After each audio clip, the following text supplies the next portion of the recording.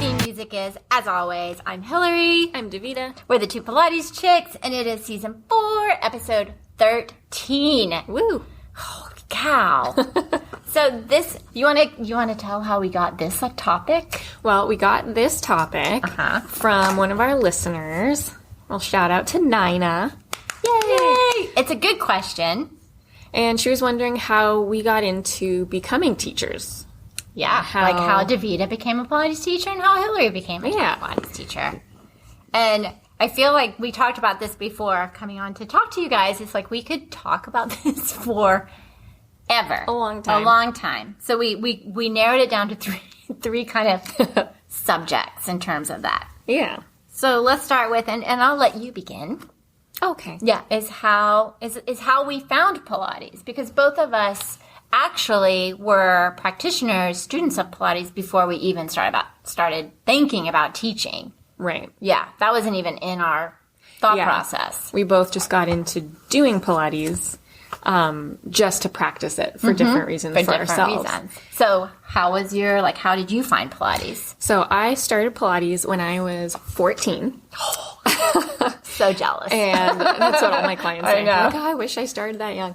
So I was dancing on a pre-professional track for ballet, and I had severe low back pain as a 13 and 14-year-old, and you should not really have severe low back pain at that age. Not really, no. So I'm super hypermobile, I'm very flexible, and so as a young ballet dancer, I had no control over all that range, and one of my fellow dance students that was in classes with me, in the program with me, she was taking Pilates and said, hey, why don't you try Pilates? And in our ballet studio, we had a small Pilates studio up above on this loft, and a couple of the ballet teachers taught Pilates. Nice. And so I started my own privates when I was 14. And it was on the apparatus? Yeah, she had a full comprehensive studio, so we had chairs, we had barrels, we had reformer and Cadillac. Nice. So I started with reformer work and some basic mat stuff. And then I just kept doing Pilates. And once I left that studio, that ballet studio, I ended up doing like my own mat stuff for a long time with other dance teachers who were also certified comprehensively in Pilates. So that's how you found it. That's how I found it. Because you had back pain. Mm-hmm. Mm-hmm. So for me, I found it later in life, but I was always active. So as a kid, I did ballet, I did tap, I did jazz, I swam, I played tennis, I even figure skated. I did everything. Not well, but I did it all. But I was very active, played tennis. So went to college, got into my so-called, what I thought was going to be my career, and was miserable.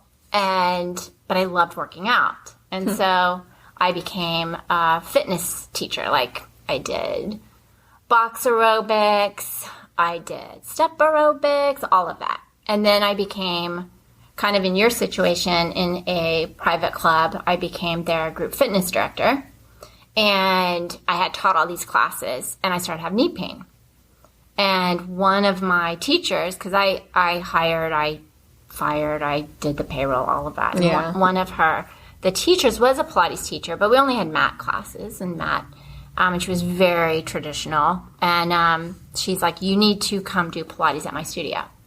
So she had, in a church, up on the second level, this small little room, she had a reformer, Cadillac, some barrels. I think she had like a foot corrector and, of course, magic circles. And she's like, this will change your life. This will help your knee, and I'm going to do it. And the minute I got on the reformer and pushed out, I was like, my body just responded. It was like, what is this? Yeah. And this feels so amazing. And so I started taking Pilates from her twice a week for years. She was my teacher. Nice.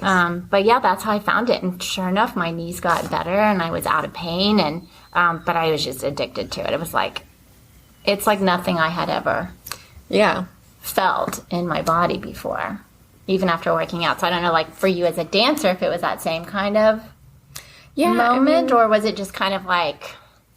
It wasn't as, like, magical changing in that same way. And because as a dancer, reformer work is very complementary. It's super similar in a lot of ways, but so it's geared more like you were dancing in terms of what your concepts and things were in that moment. So my body already knew those sorts of positions.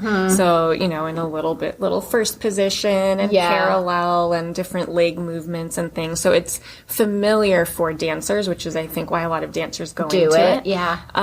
But at the same way, it was the familiar positions, but more controlled and safer and building strength for those positions. Yeah, that makes sense. Whereas, I know a lot of dancers also do yoga, but the reason, and I've done a ton of yoga as well. The reason I didn't end up going into teaching that, though, is because I felt like yoga was just exacerbating my hypermobility more.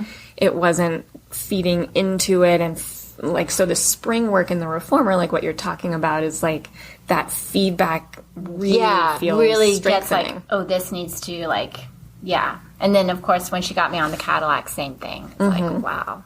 So that's kind of how we found it. Both of us, it's kind of like our clients, something starts to feel pain or something's off, and that kind of leads them down this path. And so we both did Pilates, obviously, for a while. Yeah, I mean, I did Pilates from... You were 14, so obviously you did it for a while. So I didn't start teaching until I graduated college, and then did my teacher training program after college. And the second question, because you're kind of leading in there, is what made you decide to go seek out the teacher training and become a teacher? Yeah, I mean, so I would do mat Pilates for myself, I didn't teach it. I wasn't trained in teaching it at the time, but I had done it for many years by this point that I was in college. And so before every ballet class, and sometimes before rehearsals, I would just get on the floor at my bar spot and do a few mat work things to just get warm and get going and get kind of connected. And one of my ballet professors at UC Irvine, Diane Diefendorfer, shout out, she would see me do this all the time and would give me a couple little corrections here and there. And as we were getting along towards the end of my junior year and then in my senior year, and she was like, you should come to my studio, get certified, get a certification. Yeah. And so I was like, I don't know. I'm thinking about it and trying to decide. I was like, you know what? Whatever. I was going to graduate early. And I thought, okay, why not? I'll get trained. And I didn't think I was going to teach. I just was I'm just going to deepen my own learning or my own deepen movement. your own practice, whatever. Yeah. But then I did full training. Years later. Here you go. Here you are. Yeah, for me it was I remember the moment so well. So her name is Susan Blair. Shout out. I love her, adore her. She was my first teacher. And she's from North Carolina, so she has that lovely accent from North Carolina. But we were on the reformer, and I don't know how many years I'd been with her, and she said, you should teach this. I can send you to my mentor, and his name's John Gossett. He passed, but he and Alan Herdman brought Pilates to Houston where I was trained. And I was I looked down and said, I can't teach this. It's way too complicated. I mean, it's too hard because it's I already knew enough and understood enough that this was not something like step aerobics or something you teach. I realized this was deep learning. And I had no idea how she knew all the stuff she did. And I was like, no, I don't know. And then she just kept hammering, you need to teach this. You should teach this. And she introduced me to her mentor, who became my mentor. And I'm and this was way back, and I was, young and no money. Yeah. And it wasn't cheap. Yeah. Comprehensive, even back then. So I took out a loan to pay for it. Oh, wow. Yeah. And to go through the training. Because I wanted the full, like you did, I wanted comprehensive and to really understand what I was doing. And I was like, well, if I'm going to do this, I'm going to do it. Yeah. And it was hard. It's hard work. It was hard. And I was like, oh my gosh, but so worth it. But yeah, it's then you get in, and it's different though, don't you think? When we were students and practitioners, and then you're learning, and you're like, oh my gosh, wait, what? Because it's totally different learning to be a teacher than learning Pilates. I mean, and that's something that when Diane was first saying oh, you should come to my studio and learn to teach this, because you're doing it all the time and you seem to really love it. And I remember thinking, well, I already know it. Like, I don't think I don't want, I mean, I don't know. And so, but then that first class that you start to learn it as a teacher and break down this exercise, what, why, how, purpose, method, whatever. Why the order, why this, why that. And, contraindications and precautions and whatever. Modifications, and then you're like, oh yeah, I don't know anything. Oh, well, yeah, no. And for me, since I was coming right out of college, right out of undergrad into this teacher training program, I was like in study mode, and I wrote out every note she gave us. I wrote things out. Did you have flashcards? I made flashcards. I made a binder. Yes. I typed everything out in a PowerPoint, and I have this whole binder. Color-coded. I had tabs, so I could flip to Reformer stuff, flip to Cadillac stuff, and everyone else in the program was like, "Oh wow, can I have your binder?" I was the same way. It was like, little flashcards and the binder. And I remember, do you remember like going in and doing your observation hours? And it's like, I have notebooks of notes. Even if it was something we hadn't learned yet, I'm just writing it all down. It's like, what is that? The verbiage the teacher's like choosing to use with that, and like watching how people do things, and like, oh well, why did they do it this way, or how come they didn't correct this thing? Yes, that was always a big one. It's like, why are they not looking at that? Yeah, it's like, oh, you don't realize so much is going on.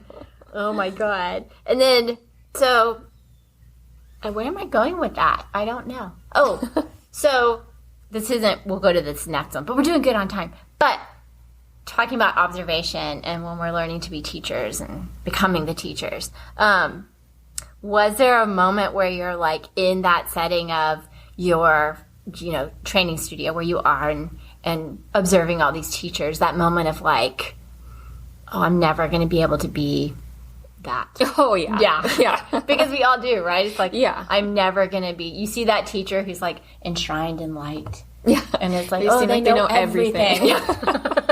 And they just like work well with everybody and can figure it all out. And the words that come out of their mouth and the anatomy and and that. Yeah. No, I mean, I even thought that after I started teaching, and at the first studio I was teaching at, and that's scary. Even that, and I was like, already, I started teaching, I had this job, and I'm still like looking at this person over here teaching a private, I'm like, oh, I can't do that. Like, why am I not that good?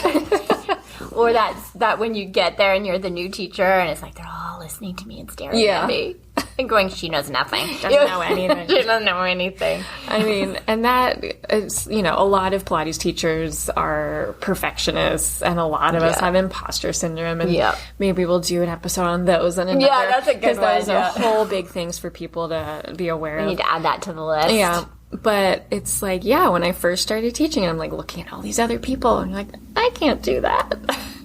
Yeah, and it's like, I think then it kind of leads into the next part of it was once we're out in the teaching world, because there is this time as a new teacher and even later where you're just on your teaching, you're building your clientele, you're figuring out your kind of skills and what works for you and doesn't work for you. And then there's that moment after teaching for a while where you're like, I need more of something. Yeah. I don't know what it is, but something's missing. Right.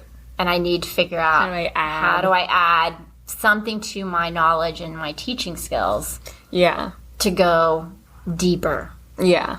To find that next level, that next layer of teaching. Yeah. And so what was that for you?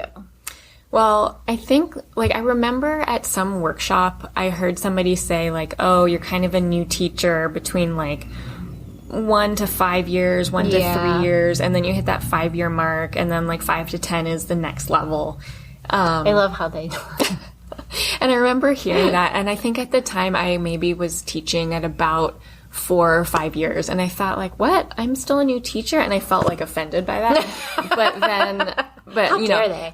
Years later now, it's oh, well, no, I was still newer. Yeah. And so around that 5-year mark, I remember, so at the time, my husband went back to school to do his second master's program, and so he was doing that work, and then I was thinking, I really want to learn more too and feed it into what I'm already doing.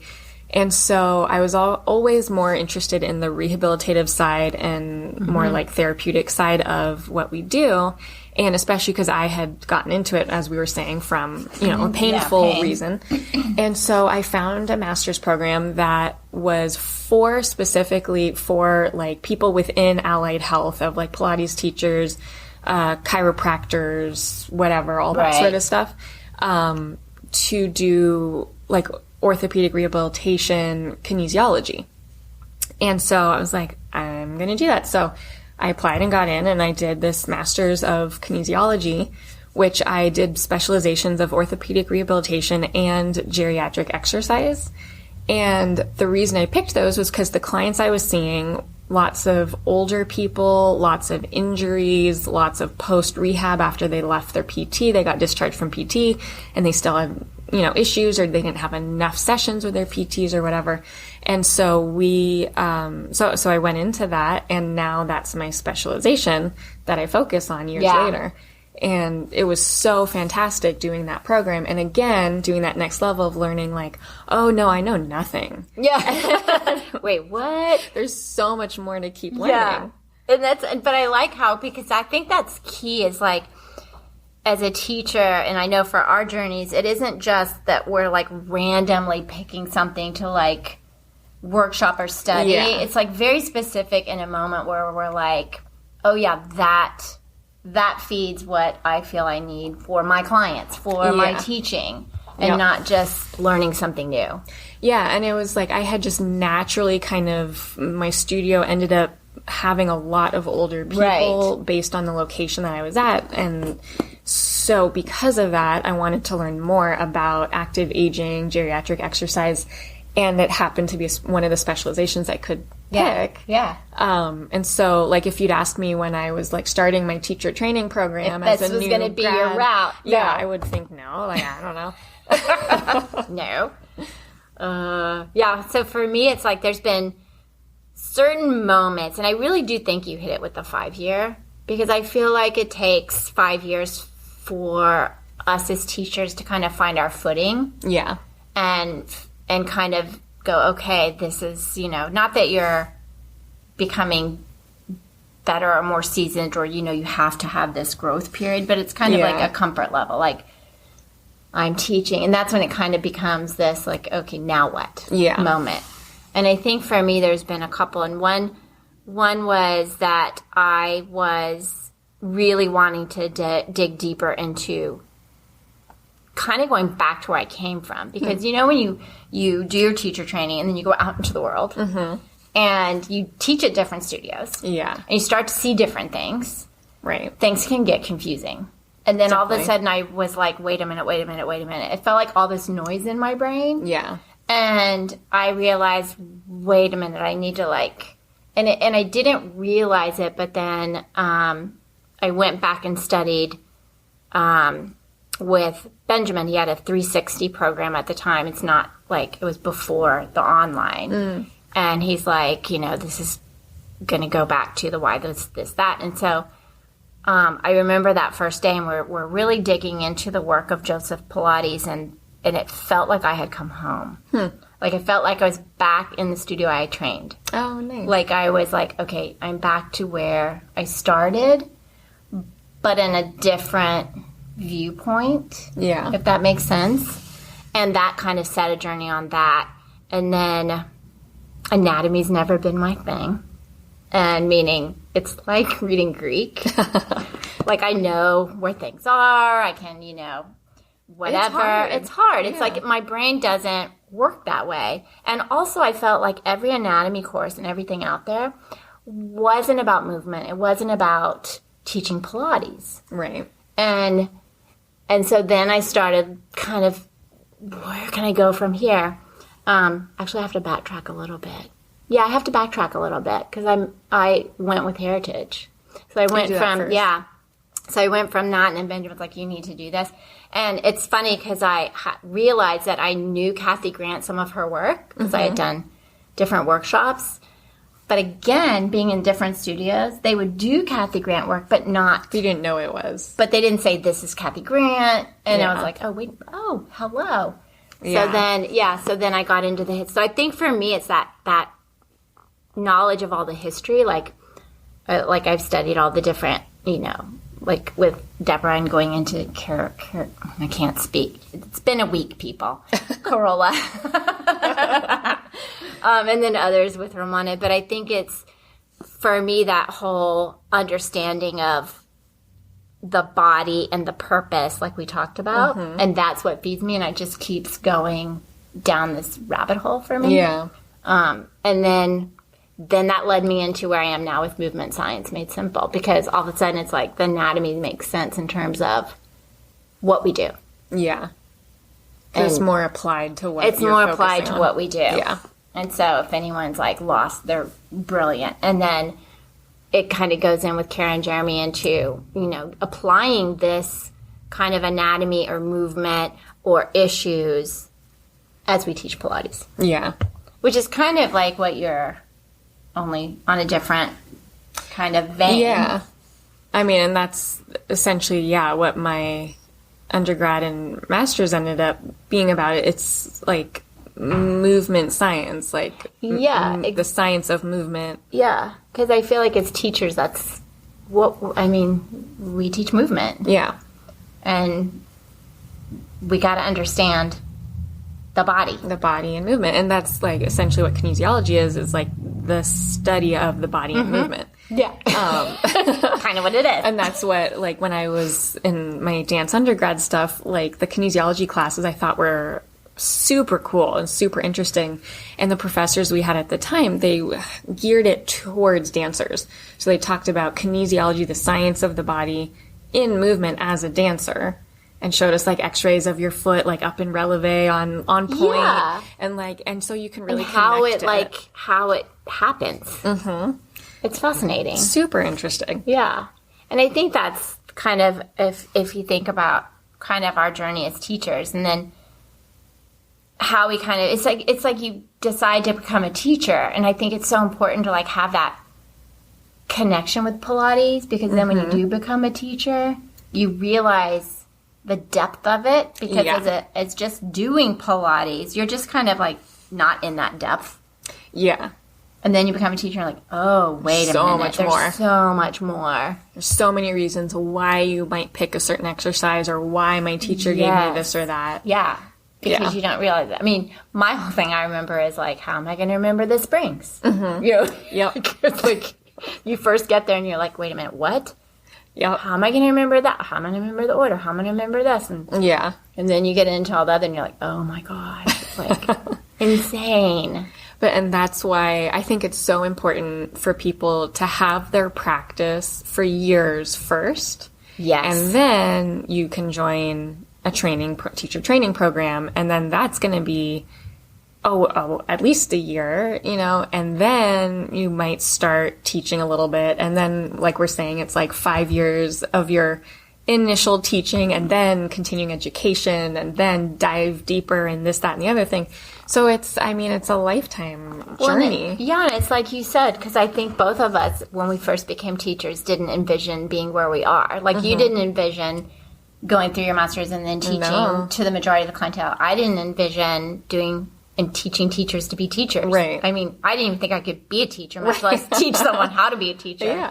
But it's like, you kind of get on this, I love this, like, analogy as a teacher. Like, you get on this path and you think this is where it's going. Mm-hmm. And then something happens, you're like, oh, wait, what? And off you go. Yeah. It's like, I didn't notice that path before. Yeah.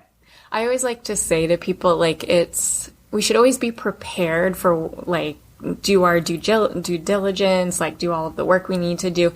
But at the same time, kind of let life take you, and like whatever ends up becoming the path, like, you kind of just go with it, and what naturally occurs. But be prepared for what might come out, so that you can jump on the opportunity when it comes. But kind of see where it takes you. Yeah. And I think it's funny, because I feel like in our personal lives, and I don't know if a lot of teachers are like this, but you and I both are very like, there's, the this is how it is, and We like to plan. But I feel like in our teaching, it's like that just is like, oh yeah, whatever happens, we're going to follow that path. It's Yeah. like, it's not like, oh no, it has to be this way. Yeah. Where Because you can plan some things, but then it's like your not client gonna session. happen. You can plan it, but You that can doesn't plan mean for it, but it's not going to be the same. No. Yeah. When you come in the studio thinking, oh, with this person we're going to do this and this, and then you're like, you see how they walk in, you're like, oh no, yeah, we're no, not. it's not happening. Not gonna happen today. Not so much. But it is. I think it's the same thing with like I've seen so many teachers that start in this like environment of whatever that studio is, and then years later you're like, where are you? What? You're what? And they're off in this whole other kind of environment and way of clientele or whatever it is, like into a PT environment or into. Yeah, it's really interesting to see the avenues people can go with this kind of work and where people end up going. Yeah. And there's so many different avenues. And, one of our friends was starting on the path to becoming a PT, and she'd done all of the like classes and got into a school, realized it wasn't right for her, and then left and went into a PTA program.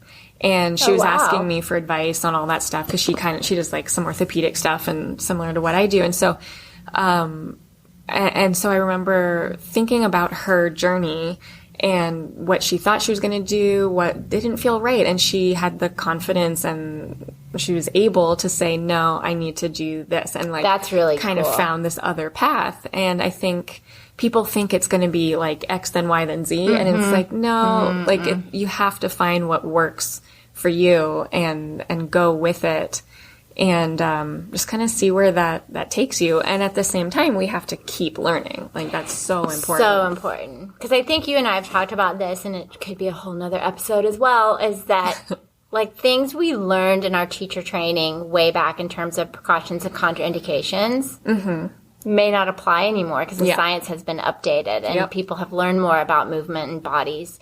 And so all these old ways of thinking that we were taught don't work anymore or aren't safe for the client. Yes. Because that's not really what it is. And I think that's another reason, like for me to continue, especially with movement science made simple, is like, because they keep updated in the science and what is actually really going on and how things change. But as teachers, we need to stay up to date on. You have to stay up to date. Because things like just look at pregnancy. Yeah. I mean, when I first taught, there was so different. It was so black and white in certain things, and now it's like, oh yeah, no. Yeah. That's not necessarily That's not necessarily, Yeah. I mean, and I remember our professors in my master's program saying the same thing. They were like, number one, scope of practice. Number two, evidence-based practice. Yes. Like, and that was drilled into us. It was like, you have to have an evidence-based practice. Yeah. And it has to be updated. You have to. Yeah.